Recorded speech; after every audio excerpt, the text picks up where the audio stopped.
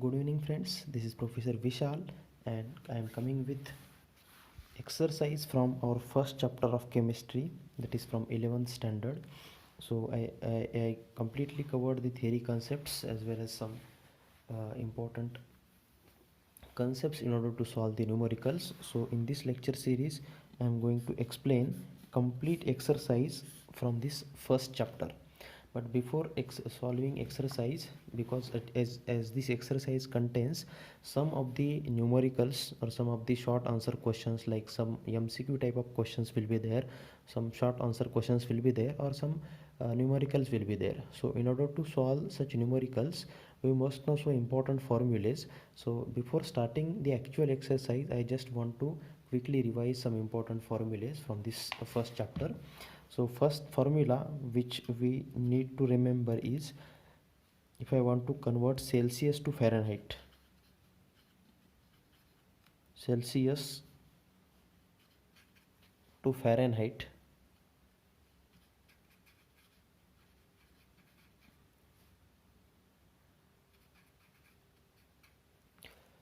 so this will be Fahrenheit equal to 9/5 into degree centigrade plus 32.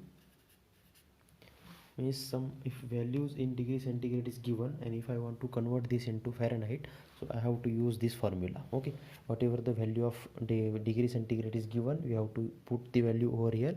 You will get the temperature in degree Fahrenheit. Okay, then second formula, most of the times it is useful. If I want to convert Celsius to Kelvin, Celsius to Kelvin, so this formula is nothing but K equal to degree centigrade plus 273.15. Means if in example if 20 degree centigrade is given, let us say, and if I want to convert into Kelvin, so I just have to add this constant value. So it becomes 283 and 293 degree centigrade for 20 if 20 degree centigrade is there, it will be 293.15 Kelvin. Okay, so this is how we are going to use this formula. Then third formula I already discussed during theory content, but I will quickly revise it here again. So average atomic mass, if I want to calculate the average atomic mass,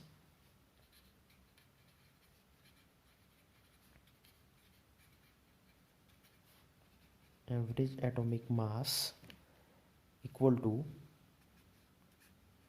summation of isotopic mass into percentage abundance, summation of isotopic mass into percentage abundance divided by 100. So with the help of this formula, average atomic mass equal to summation of isotopic mass into percentage abundance divided by 100. So this percentage abundance generally given in your numerical. So if you know the isotopic mass and if you add them all divided by 100, you will get the average atomic mass. Okay, next, if the number of moles, if I want to calculate the number of moles, so this formula is number of moles equal to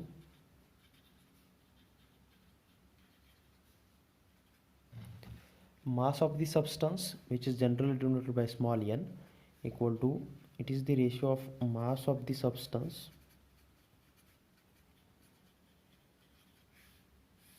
to the molar mass of the substance.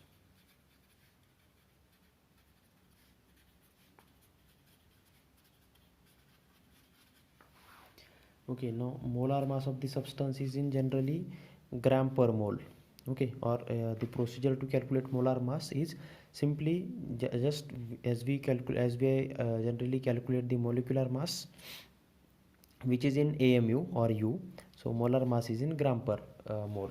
So that is the difference. Magnitude will remain same, only there is a difference in unit, we can say. And when I will know number of moles, if I want to calculate number of molecules,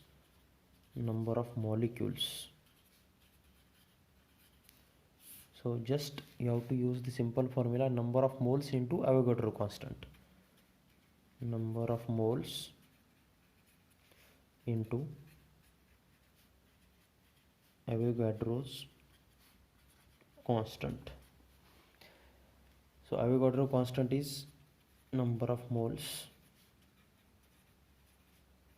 So this is standard value. It is 6.022 into 10 raised to 23. Whatever the number of mole is there, you have to multiply it by Avogadro constant. You will get the number of molecules. Okay. And similarly for gaseous substance, if I want to calculate the number of moles, last formula perhaps, this is number of moles. Again it is denoted by N. For gaseous substances, this formula we have to use for gaseous substances. It is the volume of gas at STP. It is the volume of gas at STP to the molar volume of the gas, to the molar volume of gas. So these 6 formulas are most important in order to solve the numericals. Okay, so after this what we are going to do, we are going to start our actual exercise.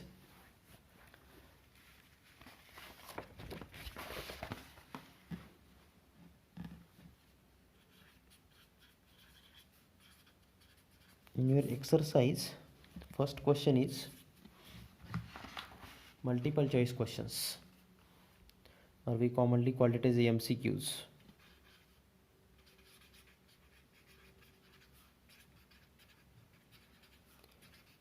Multiple choice questions.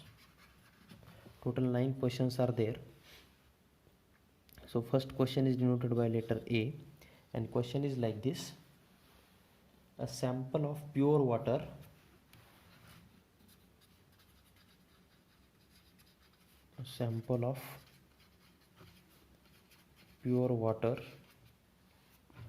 whatever the source,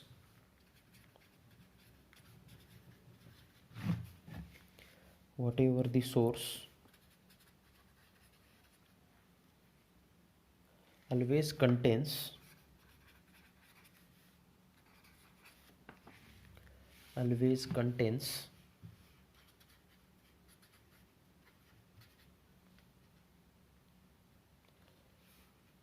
dash by mass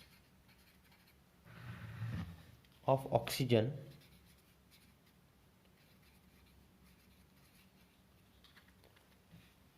and 11.1 and 11.1% of 11.1% by mass of hydrogen. So here if you read the question, and options are like this. First option, it is given as 88.8. second, it is given as 18. third, it is given as 80, and fourth one is 16. So these 4 options are given. Question is like this: a sample of pure water, whatever the source, always contain by dash mass of oxygen and 11.1% by mass of hydrogen. Means mass of hydrogen is given in percentage in complete pure water. Okay, now if you see this question, though it is comes under the category of MCQ, but we must know the clarified answer. So I will solve this question and give you the answer completely. So when we discuss about the pure water, so I will get pure water when I will add hydrogen with oxygen, I will get this H2O. Okay, now in this question what they will given us, 11% of by mass of hydrogen will be there, 11.1%. oxygen is not given, so I will consider this X which I want to calculate here. So it is in percentage, so I will divide by 100, and so this will be also in percentage, so I will divide this 100, and this will be the complete term. So means what I will say, this will be 100 by 100. Okay, so if I will solve it, what I will get, 11.1 divided by 100 plus X upon 100 is 1. Okay, now you can easily calculate this. X upon 100 equal to 1 minus 11.1 upon 100. Okay, now if we cross verify it, if we cross multiply it, you will get the value of x. So that is 100 minus 11.1 divided by 100. So this 100 as it is. Okay, so it becomes 88.8 divided by 100. So or we can say more or less it is 88.89 to be precise. So I can write this as 88.89%. Okay, so this is how I will get this x. So x is what? X is nothing but the it is the mass of oxygen in complete H2O. So if you see the answer and if you observe the available options, this will be your correct answer. Okay, so in this way, this is the complete explanation of first question. Okay, now after this we are going to discuss about the second question. So I just wanted to know, most of the time student will take this MCQ questions casually, but each and every question if you solve in this way, you will get your concepts will get clear. And though this question may be asked in either category, it may be asked in a MCQ type, it may be asked in a 2 marks question, or it may be asked in a numerical type, you can give your answer comfortably. Okay, so this is what the difference I just wanted to put in this solution. Okay, so now this is your second question. Question is like this: which of the following compounds cannot demonstrate the law of multiple proportion? Now if you see, if you read the question carefully, so what they will mention, cannot demonstrate the law of multiple proportion means firstly, in order to solve this question, we must know what exactly this law of multiple proportion. So according to law of multiple proportion, when we add 2 or more elements in order to get the compound, and if we keep the mass of the first element constant, the second element bears whole number ratio. So for example, if I will take this first option, I will take this NO and NO2. I will write here weight of nitrogen and here weight of oxygen. So for first case, nitrogen atomic weight is mass is 14, for oxygen it is 16, and for hydrogen for nitrogen it is 16, and so it becomes 32 for as 2 atoms are there. Okay, so in this example, according to law of multiple proportion, if I will keep the mass of this nitrogen, or here you can also put the mass, no issue will be there. Okay, if I will keep the mass of nitrogen constant as 14, so what will happen, this whatever the mass of oxygen, it will appears in a whole number ratio. Means what? For example, now ratio is 13 is to 30, 16 is to 32. If I will simplify it, it becomes 1 is to 2. So now this is the ratio which appears whole number ratio, or we called it as a whole number ratio. So this is what the law of multiple proportion. Okay, if I will keep the mass of first element constant, here first element is nitrogen, the mass of second element, mass of oxygen, bears whole number ratio. So this is how the law of multiple proportion is. Similarly for CO and CO2, it will follow the law. For H2O and H2O2, it will follow the law. But if you see this Na2S and NaF, as this sulfur and ferrous is different, so they will not be in a whole number ratio with this sodium. Okay, and hence this is the option, or this compound cannot demonstrate the law of multiple proportion. Hence this will be your answer, option number 4, Na2S and NaF. Okay, so for understanding this, we must know first the law of multiple proportion. So I just explained this first option with the help of law of multiple proportion. Now most of the times what will happen in your examination, they will ask which of the following compound will demonstrate the law of multiple proportion. Then you must know this law. Here cannot demonstrate will be there, so this option is correct. Okay, so after this we are going to discuss about our third question in MCQ category. Now third question from MCQ category is, which of the following temperature will read the same value on Celsius and Fahrenheit scale? means these four options are given, so we have to identify which of these following temperature will read the same value on Celsius and Fahrenheit scale. So see, for this question we have discussed about one formula. So formula was like this: Fahrenheit equal to 9 upon 5 into degree centigrade plus 32.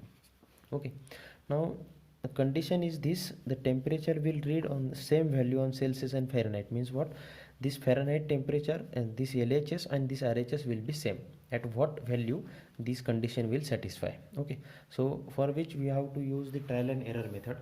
So first I will put the first minus 40 as the degree centigrade and check whether it will be Fahrenheit or okay, or Fahrenheit will get the same value or not. Okay, if I will put centigrade, so first case will be, let us say degree centigrade is minus 40, so we will check what about the Fahrenheit. Okay, I will put the value in this equation. So degree Fahrenheit equal to 9 upon 5 minus 40 plus 32. So 5 8s are 40, so it becomes 9 into 8 is minus 72 plus 32. Okay, if I will solve it, it becomes 0 and minus 4. Okay, so whatever I will get, if I will put the minus 40 as degree centigrade, I will get Fahrenheit as minus 40. So in first option I will get my answer. So need to solve, need not to solve the second options. Though you can solve, you will get the different answer. For example, I will just take one example and I will stop here. So for example, if I will put this, perhaps this will be your correct answer. For just our understanding, we are taking second option. So if I will put, I will degree centigrade as a 40, so it becomes 40 plus 32, so it is 80. Again you will get same 72, but it is with positive sign, plus 32, and it is not a 40. So 2 plus 2 4 and 7 plus 3 10, means it is 104. So if I will put, if your degree centigrade is 40, you will get Fahrenheit as a 104. So this is the only temperature when your temperature scale will read the same value on Celsius and Fahrenheit. Means if Celsius is minus 40, Fahrenheit is also minus 40. Okay, so this is your correct option out of given options. So here this formula is most important. Okay, it may be possible that this option is at this stage, so what you have to calculate it and you will get your answer. Okay, now just I have taken the example of plus 40, then I will put minus 80, then I will put minus 20 and cross check my answer. Okay, fortunately here with first option you will get your answer, so we will actually need not to solve this step. You have to stop at this position only, it is sufficient. Okay, now we will discuss about fourth question. Now this is your fourth question: SI unit of quantity electric current. Okay, so if you observe the question, if you observe the options available, volt is the SI unit of potential difference actually. Okay, ampere is the SI unit of electric current. So this is your second option, which is most basic question. Now this electric current is fundamental quantity. It is not depend on any quantity in order to solve the answer, as it is the fundamental quantity. So it is unit is ampere, because candela is the unit of luminous intensity and Newton is the unit of force. So this will be your correct answer. So it is easy question from basic category. You just need to focus on the other, instead of this electric current or some other quantities may be asked in your examination. So this is just an example. Okay, so after this we are going to discuss about the fifth question.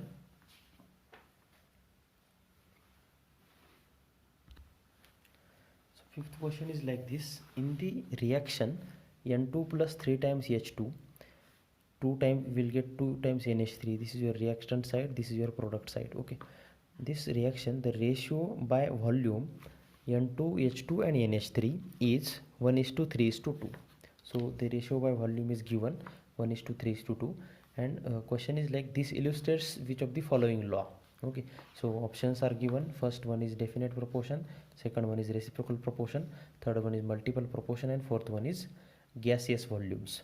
So if you read the question carefully, reaction is given and ratio by volume of N2, H2 and NH3 is given. So it is 1:3:2.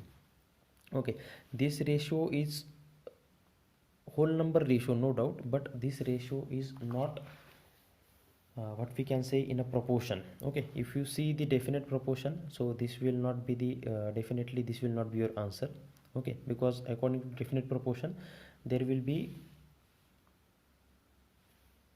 ratio by volume or weight with a constant proportion. Okay, so then reciprocal proportion, it is not the case of reciprocal proportion. Also in case of multiple proportion, this will be it will be applicable to multiple proportion, but the condition is that one of the mass is kept constant. So here there is no as such condition. So only the thing is that gaseous volume, that is Gay-Lussac's law of gaseous volume is there. So according to that law, when two or more gases will combine in order to get the third gas, so the total reactant side and product side appears whole number ratio. So see this, if you observe this ratio, this will ratio cover both sides, that is reactant side as well as product side. So 1:3:2, hence this will be your correct option, gaseous volume or Gay-Lussac's law of gaseous volume. Okay, so either they will give you gaseous volume or Gay-Lussac's law of gaseous volume, so your answer will be the same. Okay, so this is how you have to put your approach, keep your approach to solve these questions. Okay, now we will proceed for next question. So your next question is like this: which of the following has largest number of molecules or maximum number of molecules? Okay, four options are given: 7 gram of En2, 2 gram of H2, 8 gram of O2 and 20 gram of NO2. So in order to solve this question, if I want to know the maximum number of molecules, so if you remember, I will just write here one simple formula of number of moles. So formula was like that: number of moles equal to mass upon molecular mass, or mass of substance upon molecular mass, or molar mass of a substance. Okay, now if you see number of largest or maximum number of molecules means what? If it is if the uh, element having maximum number of moles, it will contain maximum number of molecules, because we have to, in order to get the number of molecules, we have to multiply number of moles by Avogadro's number, or we can say number of molecules and number of moles are in direct proportion. By default, for an element, if the number of moles are a maximum, number of molecules will be also maximum. Okay, now here you have to use one simple trick. See, if you in this case, if you see the relation between number of moles and molar mass, if the as the molar mass is in denominator, if this quantity, that is molar mass, is maximum, number of moles will be minimum, isn't it? And if this molar mass will be minimum, number of moles will be maximum, or number of moles will be maximum means number of molecules will be maximum. Okay, so in order to have the largest or maximum number of molecules, this molar mass of element is minimum, or the element having minimum molar mass will contain maximum number of molecules. So if you observe all the options, you will come to know for nitrogen, so it is I think molar mass will be 14 and 28 something. For hydrogen it is 2, for oxygen it is 32, and for NO2 it is more than that, is 32 plus 14, it will came across 46 something. So if you observe, out of these four options, molar mass of hydrogen will be minimum, and if the molar mass is minimum, number of molecules are maximum, number of molecules are maximum, number of moles are maximum, number of moles are maximum, number of molecules will be maximum. So by default, using this relation, you can predict that this will be your correct answer, as this hydrogen contains, or molar mass of hydrogen is minimum, therefore number of moles are maximum, and thereby number of it will contain largest number of molecules. So this is how you have to use the trick, and you will get your answer. Okay, so if you solve each and every question by calculating all these things, it will definitely consume your time, and there will be chances of mistake. So this is how you have to use the proper relation to get your answer in a correct way. Okay, so the next question, that is question number G in your textbook, is how many grams of H2O are present in 0.25 mole of it? And options are like this: 4.5, 18, 0.25 and 5.4. So if you see, means what, 0.25 mole of hydrogen, that is water, H2O, means how many grams? In short, question is like this. Now first sentence indicates what you want to actually calculate. How many grams means we have to calculate mass. So for which you have to use this formula, number of moles equal to mass upon molar mass. So if you see the question, in your question number of moles are given, which is 0.25, and you can calculate the molar mass of hydrogen, no issue, H2O. Okay, so if you calculate the molar mass of H2O, so as it contains two atoms of hydrogen, so 2 into 1 molecular mass, average atomic mass is 1, and for hydrogen for oxygen it is 16, so it becomes 18 U, or when we discuss about molar mass it becomes 18 gram per mole. Okay, so using this formula, number of moles are already given, 0.25 equal to mass, which we have to calculate, upon 18. Okay, so actually this unit is mole, unit of this is in mole, and this is in gram per mole. Okay, so if you calculate it, you will get mass equal to 0.25 into 18, because this mole and mole gets cancelled out and gram is remaining. So if you calculate it, it becomes approximately 4.5. so this will be your correct answer.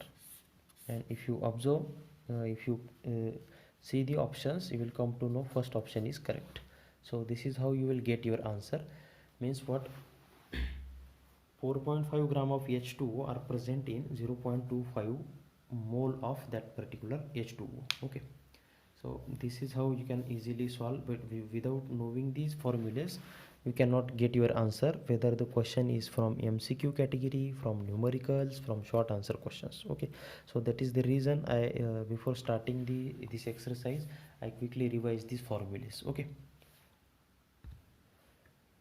now this will be your next question, that is question number 8. So probably according to your textbook it will be H, question number H. Okay, so I'm just following the sequence though, so I have written here 8. So question is like this: number of molecules in 22.4 decimeter cube of nitrogen gas at standard temperature pressure. So here I just quickly revise this concept. Standard temperature pressure means temperature is 0 degree centigrade and pressure is 1 atmospheric. So this condition we call it as a STP, or we commonly call it as a NTP also. Okay, so if you see the question, we have to find out the number of molecules, and nitrogen gas is there. I will just quickly revise one formula. So for this question, and formula was like this: if number of molecules, if I want to know the number of moles, okay, which is equal to volume of a gas, volume at STP, divided by molar volume of that gas, that is, it is standard, that is 22.4. so in this question, if you see, every time I am using this formula, though in your exam, in your question number of molecules will be there, I am using number of moles. Definitely number of molecules and number of moles are different terms, they are not same terms at all. Okay, but the thing is that once you will get number of moles, you can multiply it by Avogadro's number, that gives you number of molecules. So that is what I am using this formula. Number of moles equal to volume at STP upon 22.4. so volume is given as 22.4, and it's also in your question it is given as 22.4. so and this will be standard. So if we calculate it, it becomes 1. So if number of moles are 1, and in order to calculate the number of molecules, what we have to do, we have to multiply it by Avogadro's constant, that is number of molecules equal to number of moles into Avogadro's constant. So 1 into Avogadro constant, that gives you the same term. Okay, so therefore number of molecules equal to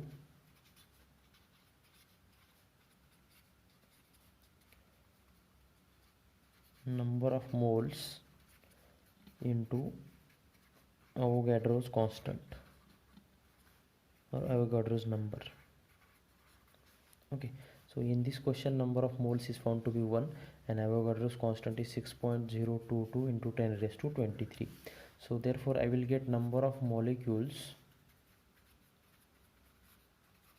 equal to 6.022 into 10 raised to 23. And if you observe the options, you will come to know this was your second option, that is option number 2, and hence this is your correct answer.